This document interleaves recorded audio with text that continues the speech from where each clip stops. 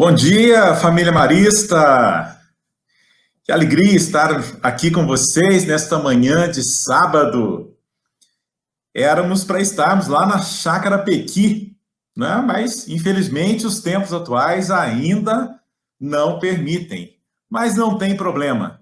Como família Marista, nós estamos conseguindo novamente nos conectarmos. Estarmos por meio da tecnologia unidos num só coração. Nosso dia está extremamente animado. Já tivemos a nossa missa, a nossa celebração eucarística, pelas famílias, pelas mães, que nós celebramos esse mês tão especial, né? Assim como também é o mês de Maria. Nós já tivemos o nosso momento Fit Dance, para a gente poder esticar um pouquinho, mexer aí os músculos do corpo. E agora nós chegamos no momento em que nós queremos trazer um pouquinho de reflexão, de alívio, de serenidade para as nossas famílias, para a gente poder conversar um pouquinho sobre a nossa relação familiar. É uma alegria termos vocês aqui nessa manhã, ainda que nessas condições, mas que não nos atrapalha de mantermos o nosso compromisso com a família Marista, mantendo a família Marista junta. E daqui a pouco, eu não tenho dúvida, que Deus vai nos permitir estarmos novamente correndo lá pelos gramados da Chácara Pequi. Seja muito bem-vindo, fique conosco, porque essa manhã promete muito. E daqui a pouco ainda tem um show de talentos, que no ano passado foi um sucesso. Então, estamos repetindo a dose aí com os nossos talentos maristas. Muito bem, pessoal. Então, neste momento, nós queremos presentear vocês com uma fala que eu tenho certeza que fará muito significado para você, família, para a sua relação familiar. Nós convidamos uma pessoa muito querida, uma pessoa muito especial, que já tem uma relação de longa data com os maristas, que é a doutora Patrícia Quaresma Ragone, que já está aqui conosco. Eu vou apresentar para vocês um pouquinho da história da doutora Patrícia, e aí o Celso já vai colocando ela aí conosco para poder partilhar a tela e vocês já irem conhecendo a doutora Patrícia, que está conosco nessa manhã. A doutora Patrícia tem mais de 30 anos de experiência clínica em terapia cognitiva comportamental, atendendo crianças, adolescentes, jovens, adultos e idosos. Ministra cursos, palestras, workshops, obteve formação em psicoterapia ericksoniana com Jeffrey Zeig e outros. Especialista em terapia clínica e terapia cognitiva pelo Instituto de Terapia Cognitiva, com a doutora Ana Maria Serra, que é PhD em psicologia clínica, onde participou também de conferências com vários autores internacionais de terapia cognitiva. Educadora parental, formada pela Associação Americana Post-Discipline Association. Em outubro de 2003, fundou a PQR, Clínica de Psicologia, com sede em Belo Horizonte, onde iniciou a divulgação e aplicação da terapia cognitiva, dedicando-se também ao treinamento de pais e educadores. Autora dos livros Laços, Contribuições da Terapia Cognitiva para as Relações Familiares, e Laços, Um Caminho Longo a 2. E a doutora Patrícia está aí disponível a vocês pelas redes sociais, o site pqr.com.br, Facebook, Patrícia Quaresma Ragone, e no Instagram, @Patrícia Ragone. Bom, Patrícia, isso tudo aqui é a sua formação, né? Mas já tendo te ouvido em outros momentos, eu diria que é uma grande alegria ouvir uma pessoa que traz toda essa fundamentação técnica, mas com uma fala, acima de tudo, muito humana e muito sensível. Seja muito bem-vindo ao nosso colégio, né? Brasília, você sabe que é uma síntese do Brasil, temos pessoas aqui do sul ao norte, né? E também muitos mineiros, obviamente, né? Da nossa querida Minas Gerais, aí de Belo Horizonte, né, que já deve estar mais friozinho do que aqui. Isso. Nós possamos aí ter uma manhã muito querida e muito abençoada com a sua presença. Tá? Seja muito bem-vinda. A palavra é sua. No final eu volto para a gente poder conversar um pouquinho, tá? Ok. Bem, muito obrigada, família Marista. Família Marista em casa. Família Marista no meu coração. Sintam-se abraçados por mim neste momento, para que nós possamos criar e reforçar os nossos laços. Falar de família é um tema que me apaixona cada dia mais, embora em tempos muito desafiadores. Para além de todo esse currículo que, Luiz Gustavo apresentou, eu gostaria de dizer que o meu maior currículo é o legado que meus pais me deixaram, bem como também os meus 34 anos de vida matrimonial e os meus 32 anos de vida já como mãe. Sou mãe de 3 jovens adultas e realmente a maior escola tem sido realmente os bastidores da minha vida pessoal. E como vocês puderam observar, a idade já bem madura e já passamos por muitas e muitas fases. Mas antes de entrar propriamente, eu queria deixar aqui, Luiz Gustavo, tá? O meu laço de gratidão a você e toda a equipe marista. E então, foi realmente um motivo de muita alegria esse convite recente de vocês, o que comprova que quando nós conseguimos criar laços fortes, não tem distância e nem tempo que nos afaste. Então, eu agradeço a você, nós já estivemos em muitos outros eventos e eu estou de volta a casa, com meu coração extremamente agradecido. Falar de família em tempo, atual, é muito importante que nós pensemos que pais e mães criam seus filhos desde o início dos tempos. E antes mesmo de se ter a ciência da pedagogia, a ciência da psicologia. Criavam seus filhos de que forma? Por uma intuição, por uma bênção divina, por uma troca entre as pessoas, por ensaio e erro. Mas a ciência da psicologia, da pedagogia, tá, entre muitas outras também de áreas humanas, já estão aí a nos servir há mais de um século, ou aproximadamente um século. E o que pode ter mudado ao longo dos tempos? E eu convido a vocês para que nós nos desinstalemos, para que nós saiamos realmente, tá, daquela ideia. Assim que eu fui criado, então criarei da mesma forma. Ou, não quero repetir certas coisas, mas para além do que possam ter sido as suas experiências primárias, eu convido a vocês que abram as mentes e os corações para entenderem que muito do que nós sabemos sobre crianças, sobre adolescentes, tem evoluído muito, mas muito mesmo, tá? Nos últimos anos. Hoje, nós estamos educando no mundo que não é só real. Nós estamos educando no mundo que, para além de real, é muito virtual. Eis aí uma grande diferença. Mas, claro que valores como respeito, ética, bem como também lealdade, compromisso, jamais mudarão. E vão atravessar todas as gerações. Mas, tá, as formas de nós, intervirmos precisam mudar. Embora saibamos que, neste momento, principalmente, já há mais de um ano de pandemia, em que, tá, a escola foi para dentro de casa, o clube foi para dentro de casa, o escritório foi para dentro de casa, o parquinho foi para dentro de casa, os restaurantes, as viagens, tudo estaria dentro de casa.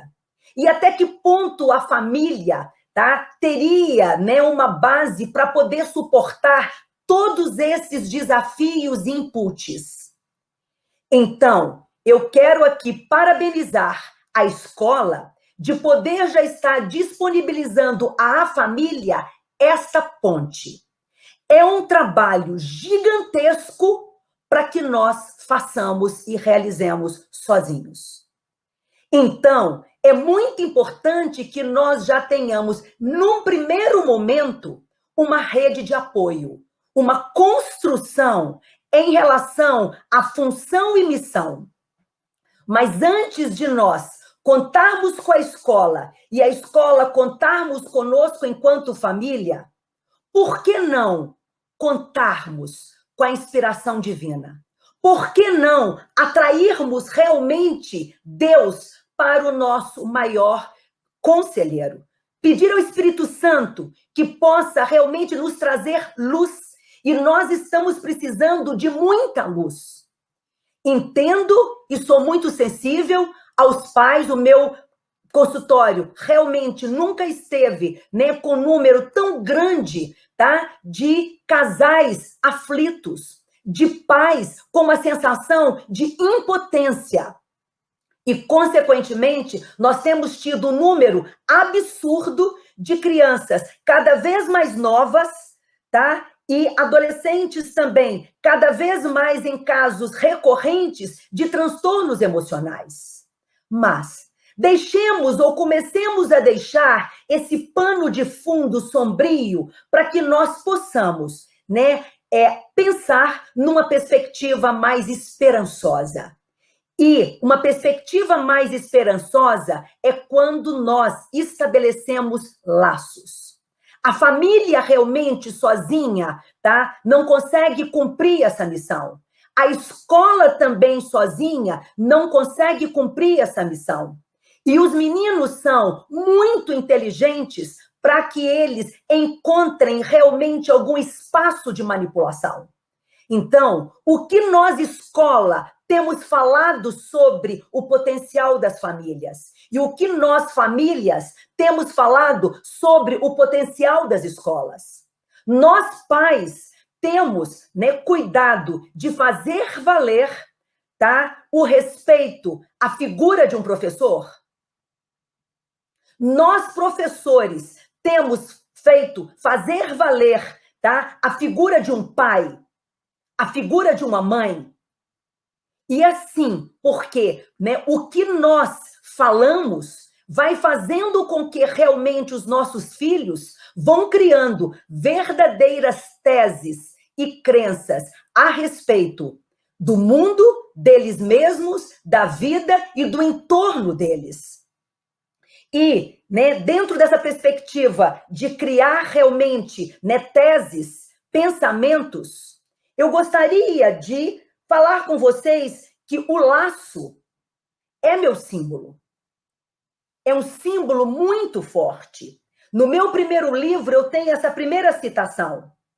Os símbolos têm a incrível capacidade de sintetizar sentimentos, relações e sonhos. E a minha vida sempre foi marcada por um símbolo que reflete minha ligação com a vida e com as pessoas ao meu redor. Tenho um vínculo, tenho um laço muito forte com Deus. E nestes anos todos de vida pessoal, familiar e clínica, é incrível. É incrível quando, né, as famílias chegam trazendo suas dores, mas aquelas famílias que já têm o fundamento da fé, que já têm realmente por trás dos seus relacionamentos, tá, a inspiração divina, a perspectiva de assimilarem melhor o que hoje a ciência disponibiliza é infinitamente muito maior. E esse símbolo com Deus não é único, tá? Ele é realmente um laço forte. Não tem um único laço, mas muitos laços. E mesmo sendo muitos, cada um deles é único e especial. E neste momento eu gostaria que a gente parasse aqui. Cada um de nós pensasse: como anda o meu laço com a minha família? Como anda o meu laço com cada um dos meus filhos? Como anda o meu laço com a escola que eu escolhi para os meus filhos? Esse laço está realmente firme? esse laço está gentil? Ou esse laço está precisando de alguns reforços? E o que significa criar laços? Criar laços é investir tempo, dar atenção, escutar ativamente, olhar de maneira que a outra pessoa se sinta aceita e querida e estabelecer uma relação de empatia. Pensem comigo. O que um ser humano mais precisa? Ele precisa se sentir pertencente e aceito. Se sentir pertencente significa se sentir visto, ouvido, com espaço para ele poder ser ele mesmo, com espaço para ele poder expressar pensamentos e sentimentos. E aqui eu faço uma pausa. Pais, professores, todos nós temos o direito de pensar e sentir o que está para nós pensarmos e sentirmos. Toda nossa intervenção não pode ser em termos, tá, de sentimentos, jamais. Apenas em termos das atitudes. Ser pertencente. Você tem feito o seu filho se sentir pertencente da comunidade de sua casa?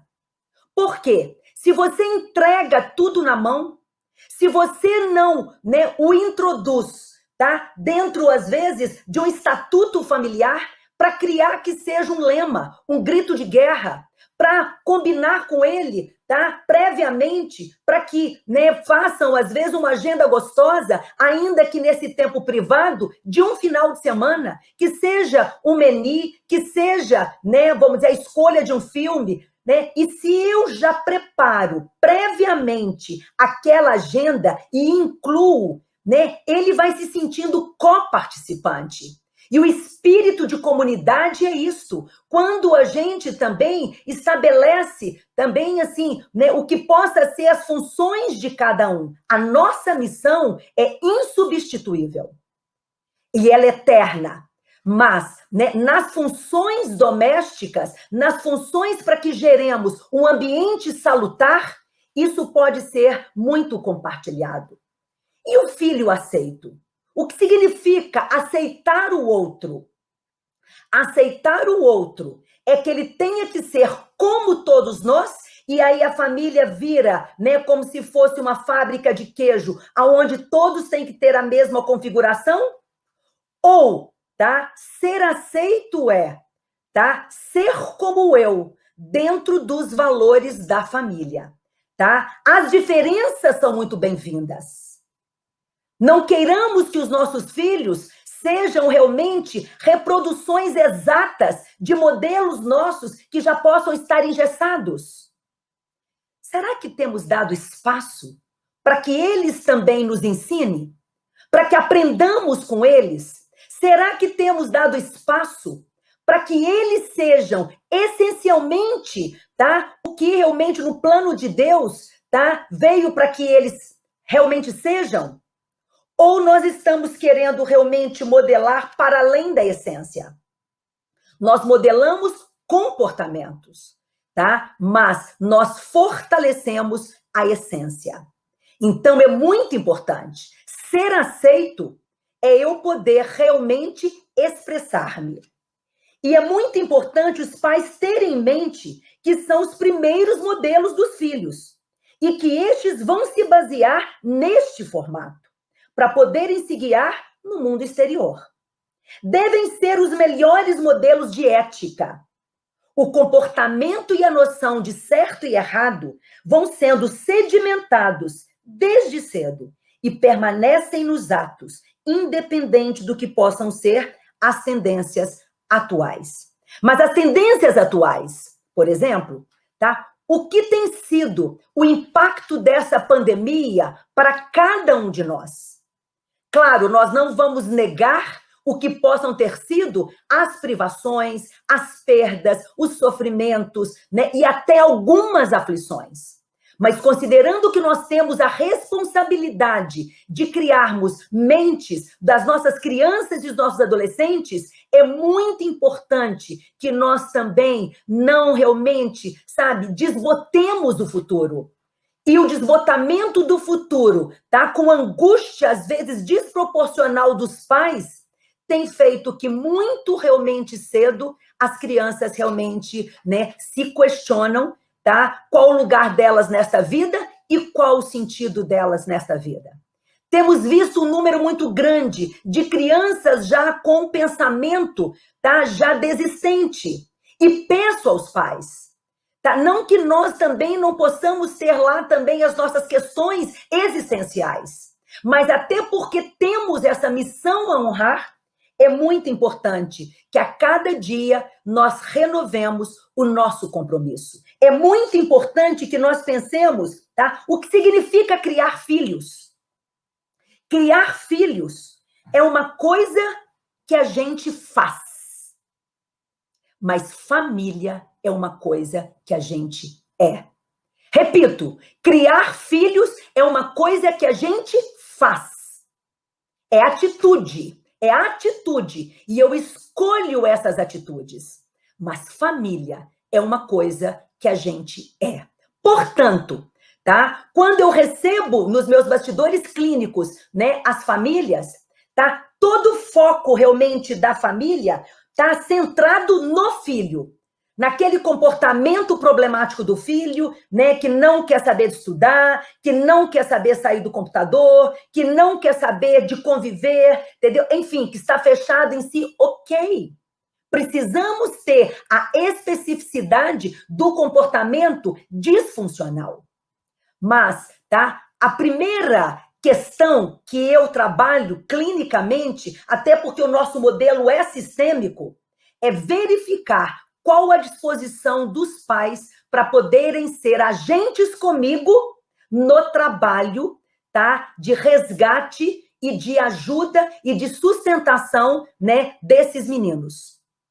Porque o desafio de educar consiste, primeiro, em colocar os olhos em nós mesmos. O primeiro foco não é o menino.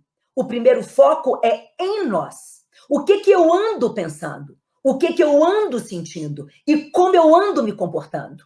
O desafio consiste em treinar o olhar dos pais para enxergar, inicialmente, as qualidades.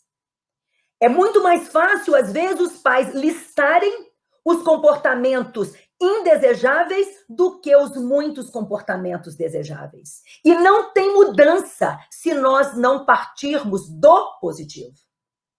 Então, primeiro, olhar para nós, tá? Para que nós também não nos sintamos também um arraso como pais, porque tem muita coisa boa em você, pai, que me escuta agora, em você, mãe, que me escuta agora. Não deixe que, né, a sua angústia, o seu medo, a sua impotência te domine. Quantas gerações foram criadas, tá? Sem a menor oportunidade de troca como estamos fazendo? Enfim, nesse momento, né, o foco, então, é o positivo. E enxergar as qualidades em nós mesmos, tá? Nos nossos filhos, tá? E esses comportamentos desejáveis. Amor, afeto, entusiasmos devem ser oferecidos incondicionalmente. Hoje, tá? Paro aqui para poder compartilhar com vocês. Eu já estou vivendo aí a síndrome, né, do ninho vazio, tá? Já estou com as 2 primeiras filhas, tá? Já casadas, né? Recentemente casadas, embora não tenhamos tido a graça ainda dos netos. A terceira, a caçula, tá? No 2º semestre, né? Realmente vai para o exterior para poder realmente fazer um mestrado e ficaremos eu e meu marido. E aqui eu paro para poder dizer a vocês, como que vocês concebem os filhos? Vamos falar realmente como criar laços seguros com os filhos.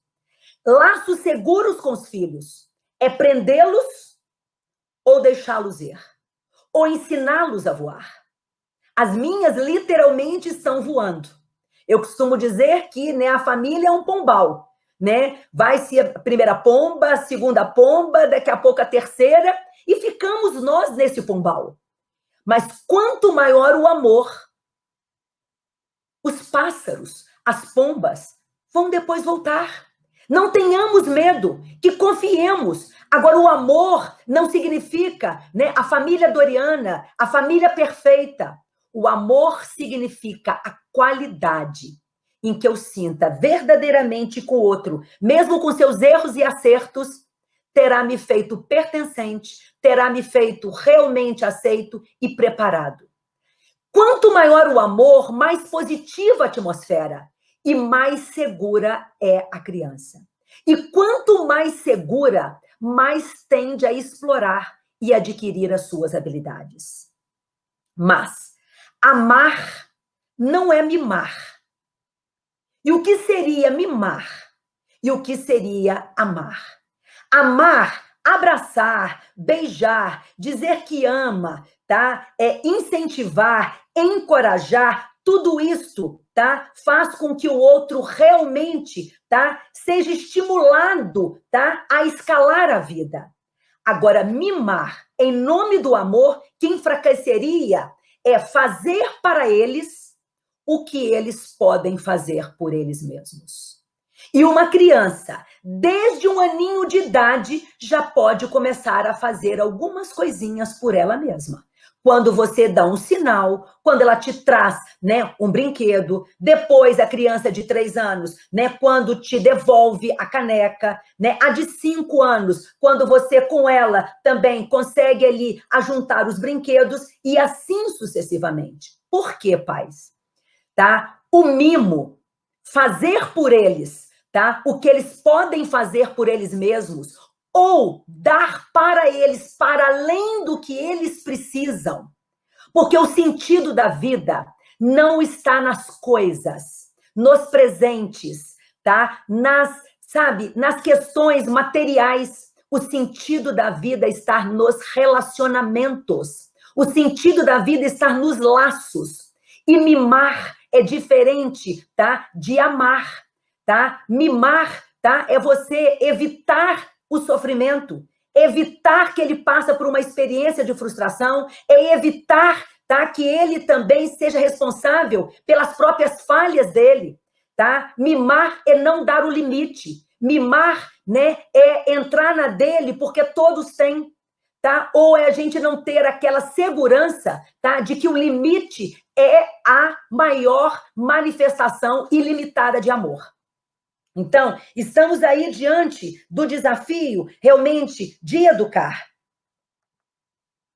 E agora, tá? E o nível de estresse, Patrícia? Mas como é que fica o estresse diante de todo esse cenário? Ok, coloque a mão no seu coração. De 0 a 10, qual o nível do seu estresse hoje, aqui e agora? E vou te dizer, muitas vezes nós pensamos, tá, que o estresse tem a ver com o que nos acontece. Mas o estresse tem muito mais a ver com o que eu penso sobre o que está acontecendo. Ou seja, tá? Isso aí é da terapia cognitiva. O que eu penso a respeito de é mais importante do que a situação em si. É claro, eu não vou tirar da situação alguns fatores reais, né, que sejam fatores estressores. Mas como é que eu estou pensando? Nas rodas de família, os meninos pequenos, né, como também os meninos maiores, estão escutando, né? Se eu estou colocando uma visão mais catastrófica, né, uma visão mais culpabilizadora, né, uma visão mais negativa, generalizadora, né, uma visão realmente mais pessimista, ou se eu consigo, sem deixar de considerar uma realidade, ainda ver alguns elementos de resgate. Tá? Nós já estamos num momento que é muito importante que nós perguntemos a nós mesmos como vamos sair dessa pandemia, o que teremos, tá, aprendido, tá? O que vamos levar conosco, tá? Tão logo possamos realmente aí voltarmos, né, a nos relacionarmos. E como é importante que a família cuide disso. Enquanto há um estresse, e o estresse é quando a nossa mente fica muito mais voltada com aquela ideia perfeccionista de como as coisas deveriam ser, e não como as coisas podem ser. Como as coisas deveriam ser com meu filho, como meu filho deveria ser, como o pai do meu filho deveria ser, como a mãe do meu filho deveria ser, como a minha família deveria ser. Se eu processo o pensamento do deveria, isso é uma distorção cognitiva, eu já abro um imenso espaço para o estresse entrar em mim. E aí eu já vou para a relação, tá? Com esse estresse no formato de uma angústia, de um medo, de uma tensão, e aí o nosso cérebro, tá? Ele começa, tá, a sair de um modo, né, mais inteligente e vai para o modo menos inteligente. E aí não se educa, tá? Não se relaciona, tá, com esse cérebro desta forma. Por quê? Na hora que o cérebro está contaminado pela raiva, pelo medo, tá? O que normalmente nós vamos fazer? Nós partimos para controlar, nós partimos para gritar, nós partimos para superproteger, nós partimos para ceder, nós partimos para estabelecer com nossos filhos aquela relação de toma, pega, toma, pega. Tá? E outra coisa, perdemos a nossa criatividade, é como se tudo fosse, né, dar o celular, tomar o celular, dar o celular, tomar o celular. Ou seja, tá? É um mecanismo muito único, muito recorrente, tá? Para algo realmente tão poderoso, tão nobre, tão importante. Ou seja, convido a vocês, abandonemos, tá, essa ideia de como deveria ser e peguemos a nossa família em como ela pode ser nesse momento. Eu não sei, né, em que situação você se encontra, tá? Uma situação de pais separados, tá? Ou de pais, né, bem empregados, desempregados, tá? Com qual número de filhos ou em que idade os filhos possam ter, todo respeito à sua realidade. Tá? Mas dentro dessa sua realidade, né, tire, né, a expectativa de que deveria ser, tá? E entremos na expectativa de como realmente tem podido ser. E aí nós vamos entrar, tá, no estilo de paz. O estilo de paz, você, né? Só de você acompanhar aqui esse meu slide, você normalmente tende para um estilo mais punitivo, controlador, para um estilo mais permissivo, superprotetor, para um estilo mais negligente ou para um estilo realmente gentil e firme. Vou caracterizar, tá, brevemente cada um desses estilos e vou dizer a vocês, tá? Eu acredito que ao longo desses meus mais de 30 anos, tá, de, né, atividade como mãe, né, na missão de mãe, eu já me peguei, tá, em muitos momentos com um pouco desses estilos, tá? Não existe um estilo único, tá? Mas existe sim um estilo que eu vou me propondo desenvolver mais. Quero dizer para vocês, tá? Esse estilo punitivo, tá? É um estilo em que, tá? O pai realmente ele entende que o poder está nele. Então, faça como eu estou mandando. Aqui nessa casa, a lei é 100% minha. E esse estilo punitivo vai se utilizar realmente, tá? De castigos físicos, tá? E outros tipos de castigos, tá? Vai se utilizar de ameaças, vai se utilizar de um controle realmente muito verticalizado. Se é que isso já tenha em outras gerações sido realmente o padrão, e aí as pessoas me dizem assim, mas Patrícia, eu fui criado realmente, né, apanhando, eu fui criado, né, com a lei do pai realmente com poder maior, e hoje sou uma pessoa que com certeza me acho, né, não 100% resolvido, mas uma pessoa com certeza com saldo positivo, né, como ser humano. E eu costumo dizer, ok, tá? Só que naquela época, a grande maioria das famílias só conhecia esse modelo. Consequentemente, ainda que nós, né, também não gostássemos de apanhar, tá? Mas não gerava em nós um mecanismo de revolta tão grande, até porque os nossos meninos hoje, tá? No universo em que eles realmente habitam, o nível de conhecimento, eles sabem muito bem sobre direitos e deveres, estatutos, entendeu? Enfim, além do que, o mundo hoje já não está mais organizado como já esteve. Naquela época, eu me lembro já ter tido também, né, uma educação mais voltada para esse estilo, né, já tive lá as minhas, né, vamos dizer, meus castigos, já levei também algumas palmadas, mas eu costumo dizer, tá? Eu não vejo, né, o tempo de outrora, vamos dizer assim, tá? E que o que fez com que a nossa geração pudesse até ter sido uma geração, né, com responsabilidades, por exemplo, mas eles nos ofereciam coisas, tá? Que hoje nós não temos, né, com oferecer. E o resultado que pode nos parecer positivo desse modelo não se deve às palmadas, aos castigos, mas se deve muito mais a um tempo que era muito mais compartilhado e uma vida familiar que era muito mais organizada, sistemicamente falando.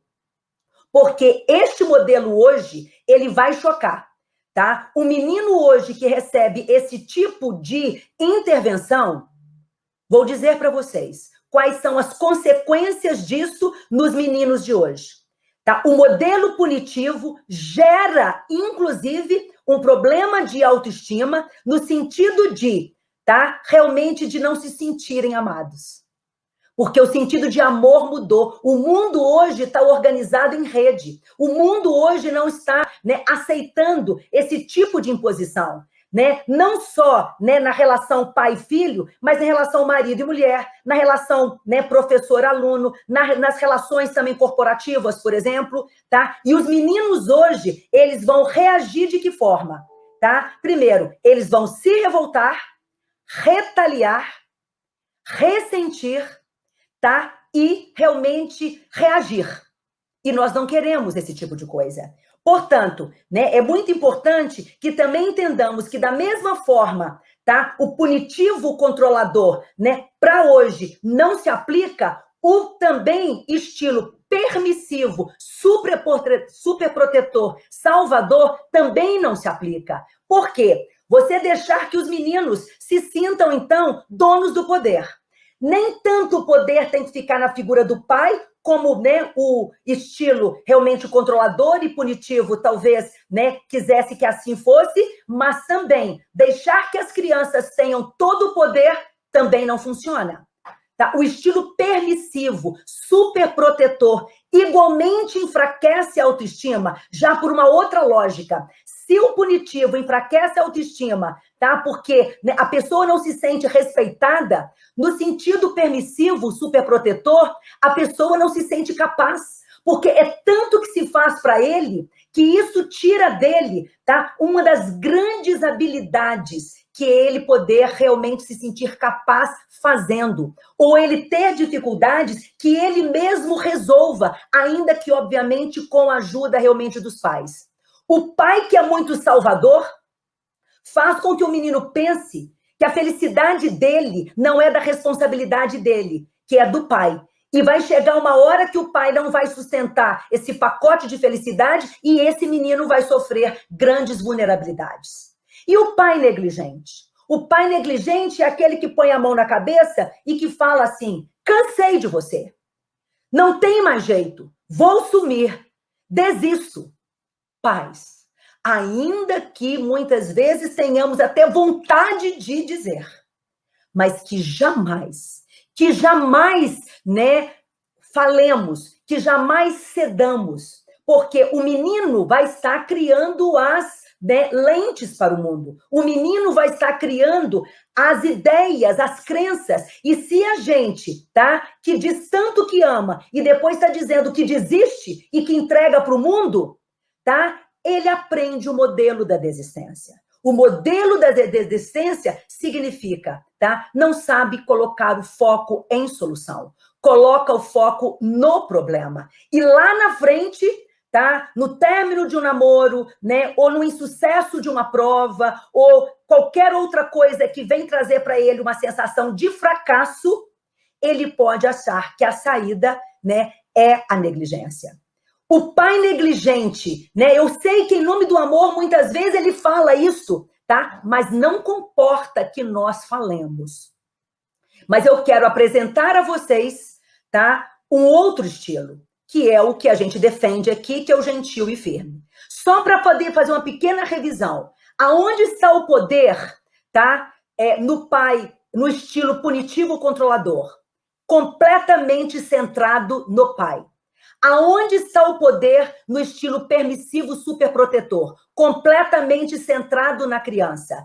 E quando a gente convida os pais, tá, para uma mudança, tá, ele só consegue, né, ver esses dois modelos, tá? Ou punição ou recompensa. Ou punição ou recompensa. Então, como que é importante, voltando ainda ao slide anterior aí, tá? O poder está no pai, no punitivo, o poder está na criança, no permissivo, no negligente, o poder está no mundo. A gente deixa que o mundo eduque o nosso filho. O poder está fora de nós. Mas no gentil e firme, o poder está no laço, na relação. E vamos falar sobre isso daqui a pouquinho, passando o nosso próximo slide. A interação adulto-criança. Tá? E aí nós temos 3 esquemas.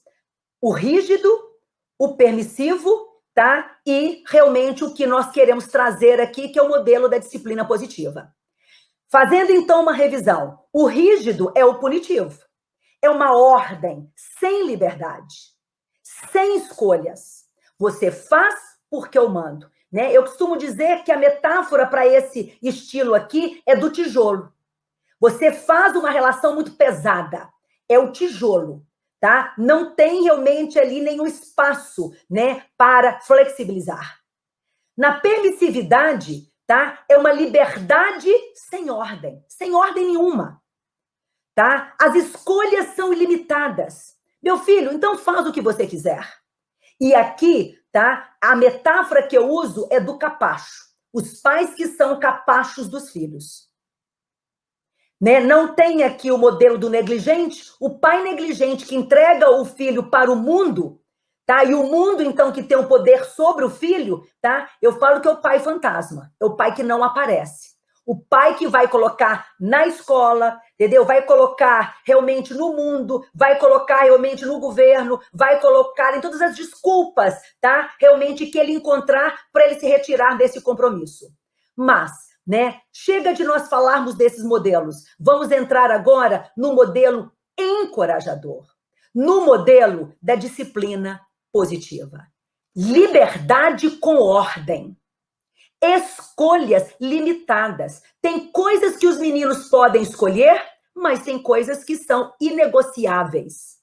Tá? Então, para que nós apresentemos, olha, em relação ao tempo de uso de computador, para a sua idade, tá? Não está em discussão ser além de meia hora, 1 hora, 2 horas. Tá? Não está em discussão, tá? O tipo de canal. Não está em discussão. Agora, dentro destes, você vai escolher. Dentro deste tempo, tá? Você vai querer distribuir a seu próprio modo. E se você envolve, a partir de um parâmetro que você cria, a resposta do filho, indiscutivelmente, é outra. Porque aí sim, ele se sente, tá, pertencente à comunidade, ele se sente visto, ele se sente também incluído. E aí sim, essa disciplina positiva, né, realmente vem trazendo aí uma revolução, porque ela defende que nós tenhamos, né, como princípio número 1, o respeito. E a todo momento que você for intervir, a primeira pergunta que você precisa se fazer é: eu estou sendo respeitoso na minha forma de intervir? Né? Por quê? Né? O limite, ele precisa ser posto, mas ele não precisa e nem deve ser posto, tá? De qualquer forma. E quando eu reúno a palavra firme e gentil, são 2 palavras poderosas, que geram, né, laços seguros. O que é o firme? A firmeza é para mim, mãe, é para mim, pai, porque é o meu limite, é a minha fronteira. Então, eles não podem enxergar me tratando de qualquer forma. Mas, tá? Se o respeito é o princípio de fundo, eu também não posso chegar de qualquer forma, tá, para o meu filho. Porque nós temos uma prática recíproca de respeito.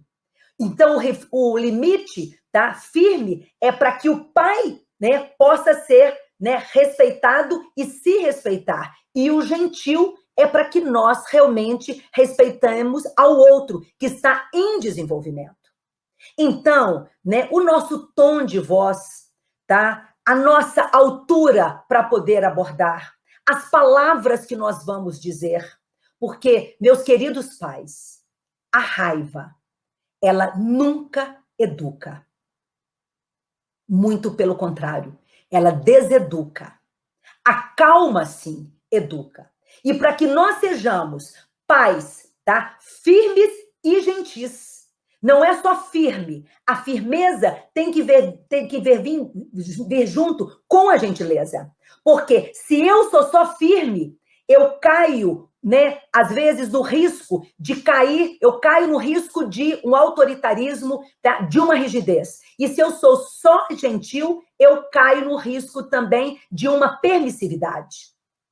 A rigidez quebra o laço e a permissividade não sustenta o laço. Agora, se eu conjugo, tá, a gentileza com a firmeza, aí sim. Eu realmente sempre me perguntava, tá? Eu fui mais firme ou mais gentil? Porque é preciso que casemos as duas coisas. E vou dizer a vocês, tá? Quando, né, em fases anteriores, eu, né, tendia muito para uma firmeza e caí o risco até de um estilo mais rígido, eu não me aguentava. Praticar educação me cansava muito mais. E depois eu tinha, né, normalmente uma ressaca emocional. Quando também eu tendia, às vezes, a um estilo mais gentil apenas, às vezes as pessoas não aguentavam as minhas crianças, porque podiam ceder também nos limites. Ou seja, mas quando nós casamos, é incrível, tá? Nós nos aguentamos mais, tá? E o mundo aguenta mais os nossos filhos. Próximo slide, né, é perguntando, então, a partir daí, tá? É muito importante que nós entendamos que, para além do amor, embora o amor seja uma força muito poderosa, ele em si só, tá, não sustenta. É importante cada vez mais, e no mundo, inclusive, até, né, muito desafiador, que nós também tenhamos um raciocínio de inteligência, tá? Do que queremos, que tipo de filhos nós queremos preparar para o mundo, tá? Colocarmos metas para nós mesmos, aprender e responder, e não simplesmente reagir. Perguntar-se diante da dificuldade, qual é a minha meta? A minha meta, entendeu? Né? A minha forma de intervir está a favor ou contra? Por exemplo, tá? Se eu quero, neste momento, tá, modelar o comportamento, por exemplo, de suspensão, de diminuição dos eletrônicos, tá? Eu estou sendo, tá, modelo positivo para a suspensão? Ou não? Bem como, tá? Se eu quero, tá, que os meus filhos tenham entre si um relacionamento fraterno, eu, né, com as minhas irmãs, eu com a minha família de origem, tá? Como eu me relaciono? Se eu quero, tá, que o meu filho pratique um esporte, como eu sou em relação à prática do esporte? Se eu quero que o meu filho, né, ganhe autonomia em relação, né, à questão realmente dos deveres, se eu fico ali toda hora, tá, né, mais do que o necessário, está a favor ou contra? Se eu quero que o meu filho seja ético, agora em épocas de provas virtuais, eu tenho feito a prova para o meu filho ou eu deixo que o meu filho realmente, né, seja avaliado pelo nível de conhecimento que ele está tendo, né, nessa escola online? Essa realmente aí é a meta. E aí, qual que é a sua meta?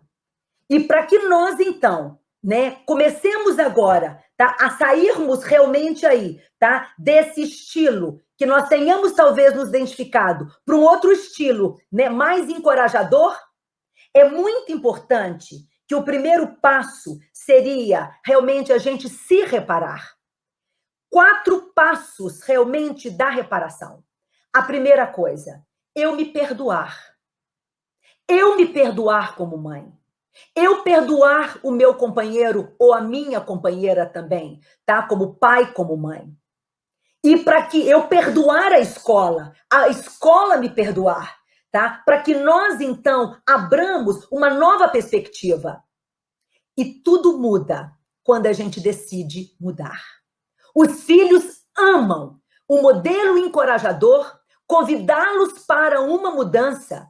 Imagine você, depois dessa palestra, poder, né, se é que você tem um companheiro, uma companheira que esteja ali com você, tá? Ou mesmo você, né, sozinho ali com seus filhos, né, na missão, enfim, não importa qual a situação, você fazer uma revisão, tá? Do que você quer, como você está sendo, mas não queiramos tudo junto.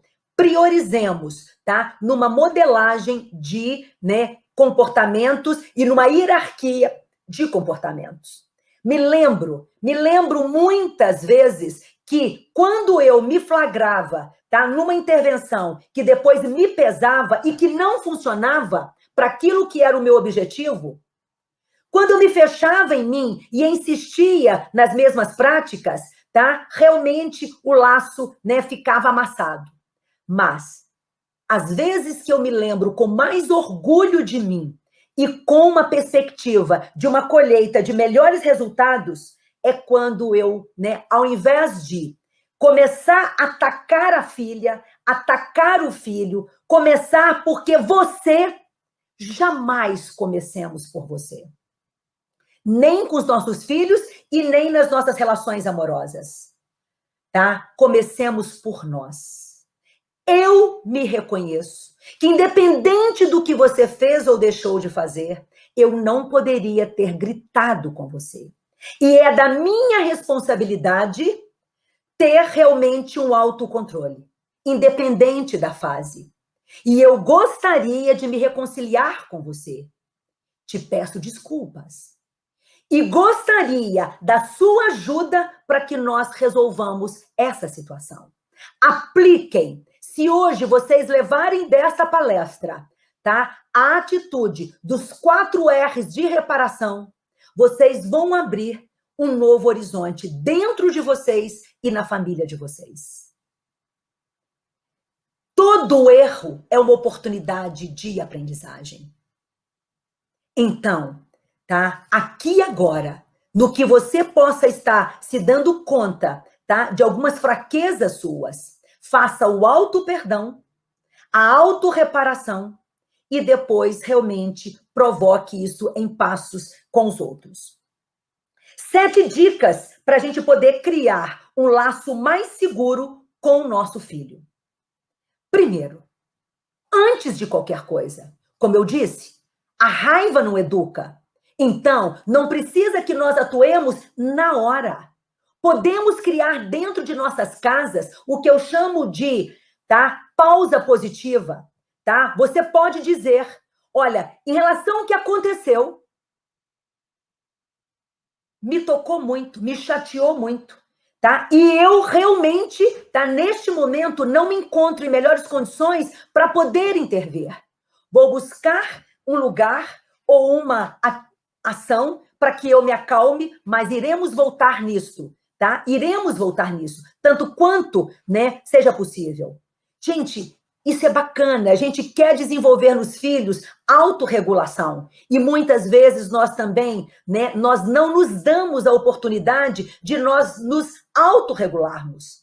O nosso cérebro, realmente, tá? Ele, né, muitas vezes sai do modo, tá? Existe um modo organizado em que o córtex, né, frontal está aqui guardando todos os pensamentos, todas as emoções, todos os comportamentos, mas se tem um gatilho que faz com que eu saia desse modelo organizado, tá? Para este não é o momento de entrar, não é o momento de agir, tá? Façamos a pausa positiva, né? Recorramos a alguma atividade, a algum canto da casa E se eu faço isso, eu ensino o meu filho a fazer. Nenhum problema em sentir raiva. O problema é atuar com a raiva. E a raiva é legítima, tá? Mas eu me recolho para eu poder pensar, tá? O que me aconteceu, o que eu estou pensando, o que eu estou sentindo, e aí eu decido como realmente eu quero agir. Então, né, ouvir. As pessoas falam, Patrícia, eu tenho problema de comunicação e eu não sei, tá? Eu não sei como realmente, né, falar aos meus filhos. E vou dizer, mais importante do que nós tenhamos a falar é se nós estamos sabendo ouvir, escutar. É clássico no consultório. Patrícia, tá? Não adianta, tá? Ele realmente não me ouve. Mas, antes que nós partamos, até para chamar esse menino, para poder ver, né, o que está provocando essa surdez, na grande maioria das vezes, quando depois, ao ouvir realmente o menino, mas a minha mãe também, ou meu pai também não me deixam falar. Pare de preocupar com o que os outros pensam e coloque o seu plano educacional, tá, como a sua prioridade. E substitua humilhação, tá, por encorajamento, tá?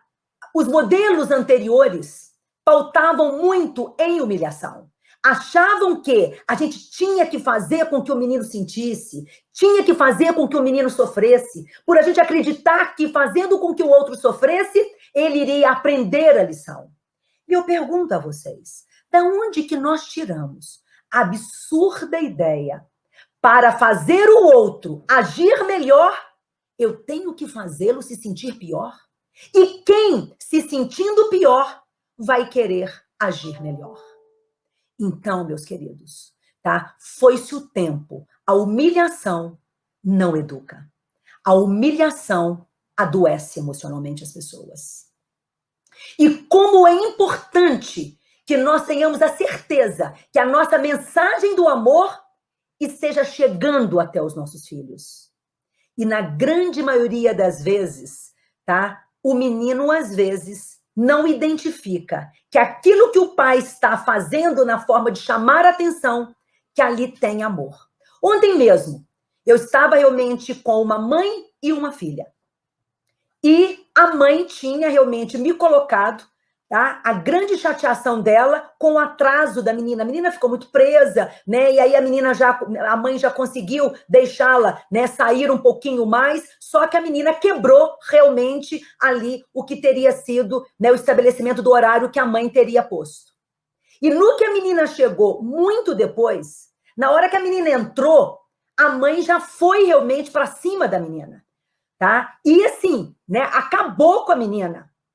E depois, quando eu, no outro momento, a parte com a menina, pude ouvi-la, eu perguntei para ela, o que você entendeu? E é uma mãe que é sozinha, tá? Nesse desafio de educar essa menina. Realmente o pai, né, tem toda uma história aí que não vale a pena aqui trazer, mas enfim, tá? Eu perguntei para a menina, o que você entendeu, tá? De como a sua mãe atuou? E a menina disse, Patrícia, que ela não me suporta. E eu perguntei para a mãe, quando você ali, tá, agiu daquela forma, qual que era a sua meta? Patrícia, minha meta é cuidar dessa menina, é prepará-la para a vida, tá? É mostrar para ela, né, os melhores caminhos. E eu disse assim, você acha que da forma como você agiu, ela captou essa sua mensagem? Não. E aí nós fizemos, né, toda uma volta, todo um ensaio, tá, de intervenção modificada. A mãe, antes, tá, de chamar a atenção, e totalmente no direito da mãe de chamar a atenção. Mas, para que o ouvido da menina se abrisse, para que o coração dela também, tá, abrisse uma janela e ela se motivar, tá, a realmente, da próxima vez, agir melhor, a mãe primeiro fez uma declaração de amor para essa menina. E a mãe disse, minha filha, não tem sido fácil eu te educar sozinha. Você tem ideia do que eu vivo à noite, tá? Sozinha aqui, quando você sai, o que passa pela minha cabeça, o medo do mundo me cobrar, o medo, tá? Enfim, tá? Porque eu te amo. E a menina, você me ama? Não parece que me ama. Eu te amo, mãe. E quando ela, então, tá, disse para a menina, sim, tá? Eu te amo muito. Ou seja, né? E aí depois elas juntas foram, então, realmente combinar como que poderia ser de uma próxima vez. Os erros como oportunidades de aprendizagem. E assim eu quero dizer para vocês. Primeiro, tem que haver a conexão para depois haver, né, a correção. E podendo incluir, tá, né, o filho dentro desse plano de correção é a melhor opção, principalmente com os meninos realmente mais velhos, e aí sim a gente cria os acordos respeitosos. O próximo slide, tá? A gente vai realmente falar agora aqui do tempo. Pensemos aqui comigo, tá?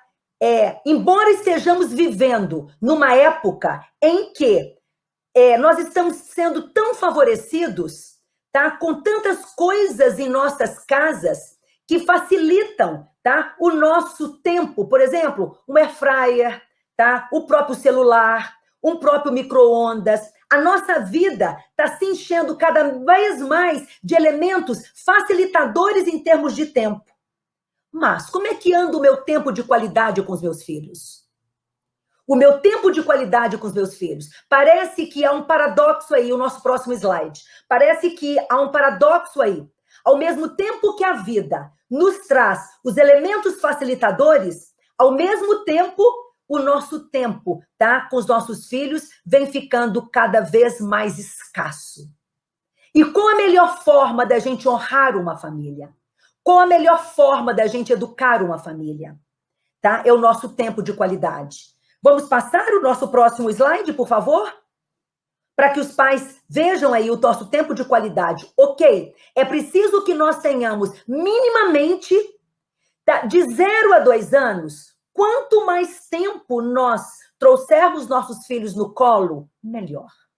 Depois de 2 até 6 anos, se nós conseguirmos, tá, fazermos 10 minutos de tempo especial, nós temos o tempo obrigatório, o tempo casual e o tempo especial. O tempo obrigatório é o tempo em que a gente está organizando, limpando, comprando, preparando, cozinhando, tá? Ou, né, enfim, oferecendo. Agora, o tempo casual é de deslocamento, é um tempo, entendeu? Enfim, que a gente, às vezes, né, bate um papo para poder providenciar algumas coisas. Mas tempo especial é quando o mundo para porque eu estou com você. Você importa para mim. Neste momento, você tem toda a minha atenção. Então, de 2 a 6 anos, tá? Isso daí, gente, é vitamina emocional. Isso daí é antídoto para os problemas emocionais. 10 minutos por dia que você oferece para os seus filhos que estejam aí em torno de 2 a 6 anos. De 6 até 3 anos, são 30 minutos por semana. Se são 30 minutos por semana, tá? Você vai diluir isso daí realmente em cada dia, aproximadamente 5 minutos por dia. E depois de 13 anos, é 1 hora por mês. 1 hora, mas de tempo, tá? Ali com eles, fracionada. E aí vai entrar o próximo slide, em que eu vou falar qual que é o tempo de qualidade com os adolescentes. Esse tempo de qualidade dos adolescentes é muito importante que nós realizemos da seguinte forma. Primeiro, band-aid na nossa boca. Porque a nossa necessidade de falar vai ser imensa. O cabelo que não foi lavado, a roupa que está esquisita, né? Ou qualquer outra coisa mais. Mas nesta hora, tá? De 5 minutos, tá? Por dia, e aí ao longo realmente do mês, tá? Você pretende com ele, boca fechada, ouvindo. Deixando que ele fale, seja lá o que for. Seu senso de humor, preferencialmente intacto, tá? Muita coisa vai te incomodar. Mas esse filho que você está vendo aí na sua frente, de 13, 15, 17 anos, para que você tenha um estado de humor mais preservado, tá? Você tem que lembrar, esse filho de hoje não é a pessoa de amanhã. Coloque-o em perspectiva, para você minimizar até seu nível de preocupação em relação ao quadro que você possa estar vendo. Seus ouvidos têm que ter uma curiosidade. Eles adoram que nós não nos prendamos, tá, a detalhes, mas que nós perguntemos, né, com poucas palavras. O que significou isso para você? Me ensine isso aqui. Me diga mais sobre isso. Peraí, não entendi. Me explique melhor. Para que nós não queiramos ali sermos professores deles, tá? Para que nós não sejamos ali, enfim, ao contrário, para que nós sejamos aprendizes deles. E o nosso coração, nesse momento, tem que estar emanado de gratidão e amor. E um desejo muito grande de compreender o mundo do nosso adolescente com muito foco.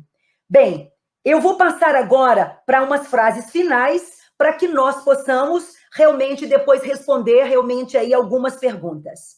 Quero deixar como mensagem para vocês. Uma criança precisa de encorajamento, assim como uma planta precisa de água. Repito, uma criança precisa de encorajamento, assim como uma planta precisa de água. Essa frase, tá, é um dos mentores, tá, que estimulou muito a organização da abordagem da disciplina positiva. Um joelho ralado pode ser curado, mas a coragem ferida dura toda a vida. E amar é correr risco. Amar, tá, é deixar ir.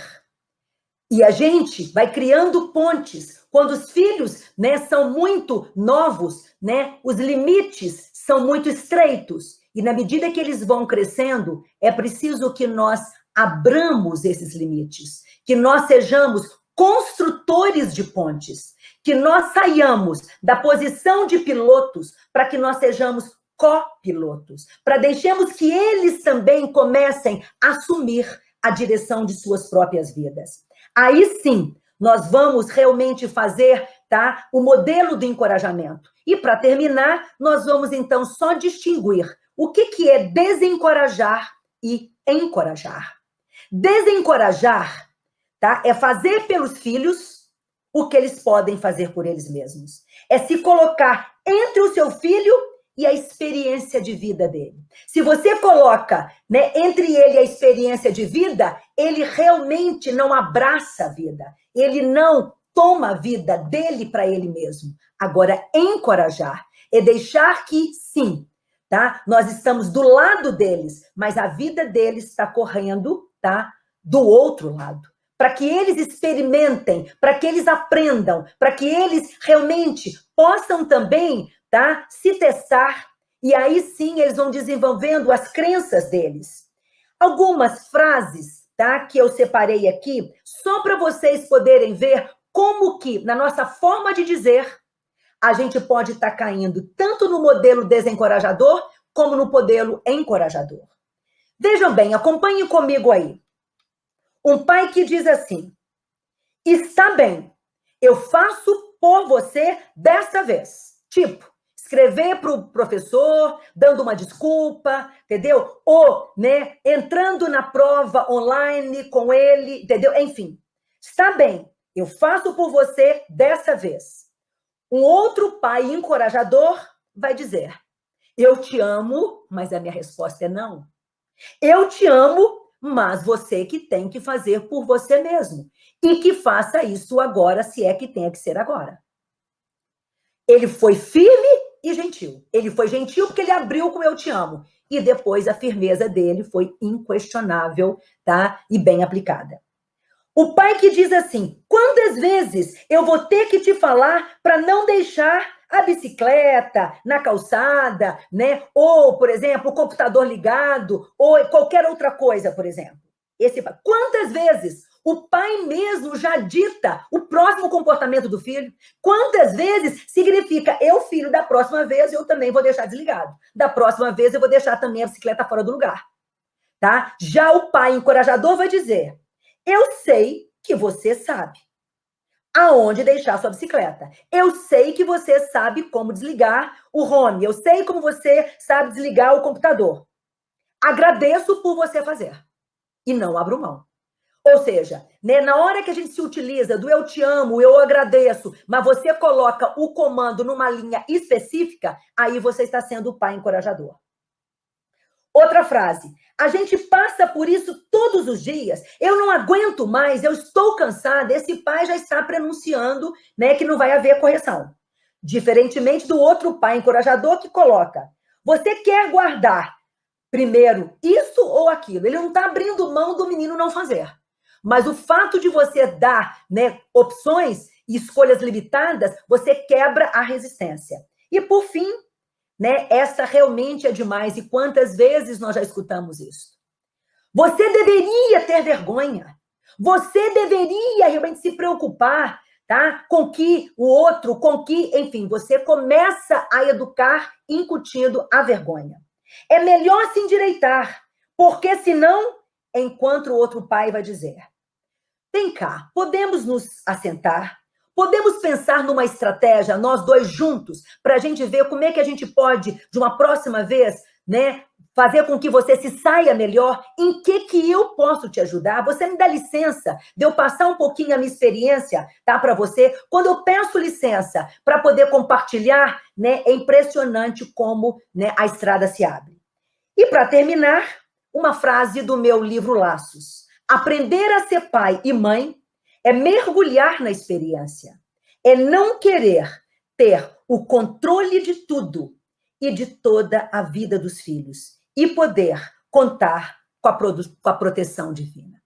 Eu vou dizer para vocês, a essa altura, depois que passamos por muitas birras, ataques, momentos difíceis, ou sensações que parecia que nós também não saíamos do lugar, ou, né, situações em que parecia que nós iríamos também perder o controle, ou dias amargados, tá, por pequenas infrações, tá, tanto dos filhos quanto nossas também na forma de conduzir. Quando tudo parece não estar funcionando, apelemos para o amor. Porque o que verdadeiramente fica é o amor. E é num piscar de olhos que a casa se esvazia. Mas vale a pena. Vale muito a pena. E que Deus possa realmente ser o grande companheiro de jornada de vocês. Muito obrigada. Muito bem, Patrícia, que coisa boa te ouvir, né? Estou aqui emocionado até com a tua fala, porque enquanto pai, você vai falando e a gente vai fazendo uma revisão de vida, né? A gente também vai se colocando e entendendo os erros, os acertos e ressignificando, né?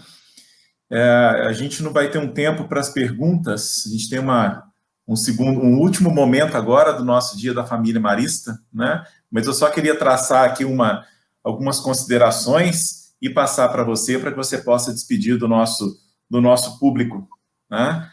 Mas é muito importante, doutora Patrícia, os pais saberem, né? Nós pais entendermos que os nossos filhos são maravilhosos, que têm as suas dimensões que precisam, claro, que aprender.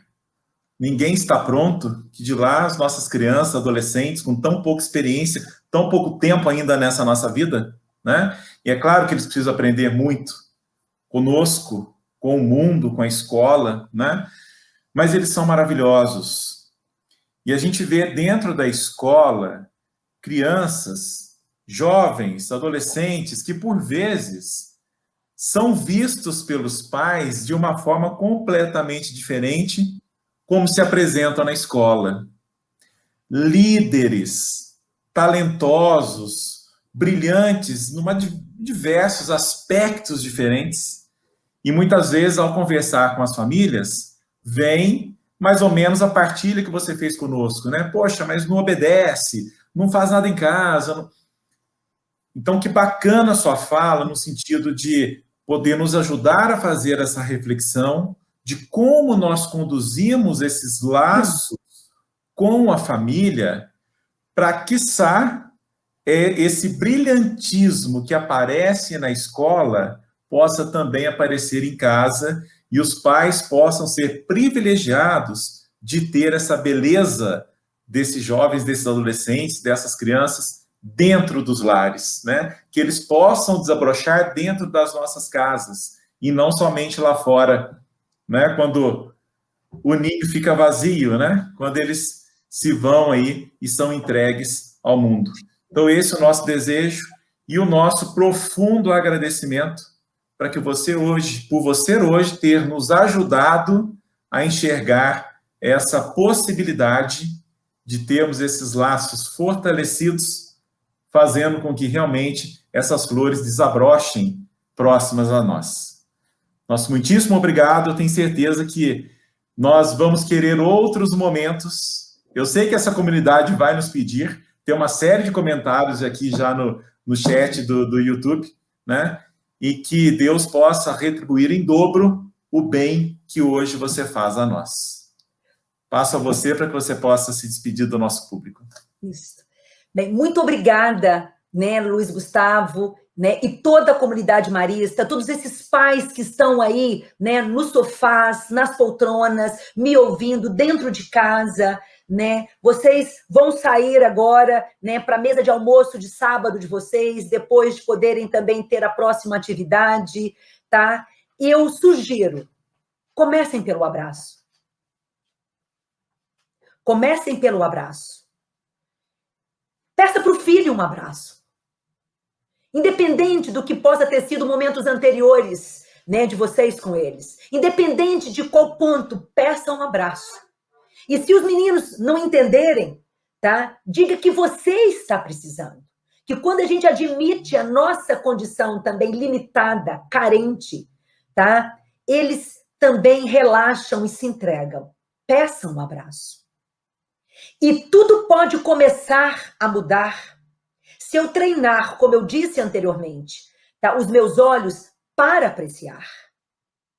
E apreciar é fazer, tá, um comentário específico em cima de pequenas, grandes coisas. E perguntem aos filhos de vocês, em que vocês gostariam de serem mais valorizados por mim? O que vocês acham que vocês têm de mais valioso que eu, como pai, eu, como mãe, possa estar perdendo de vista?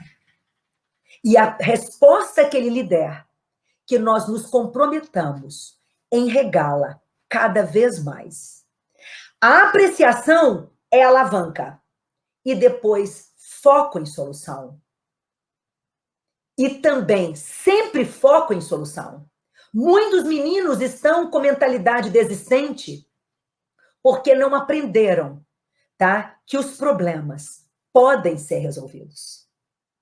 E principalmente se nós nos unirmos para colocarmos, e eles são muito criativos, tá? Se são envolvidos em relação a como podemos fazer da nossa casa um lugar de laços fortes. O meu muitíssimo obrigada, tá? E que Deus, com certeza, abençoe a todos esses lares.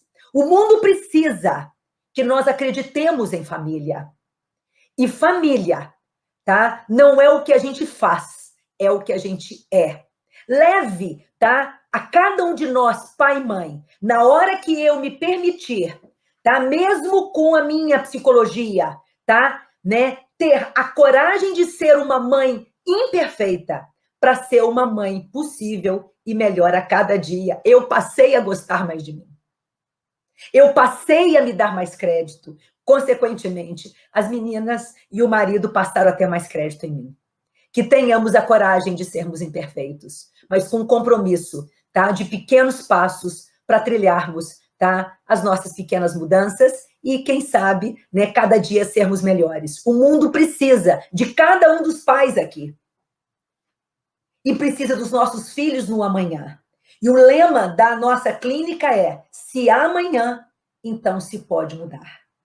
Uma feliz mudança para cada um de nós, hoje e sempre.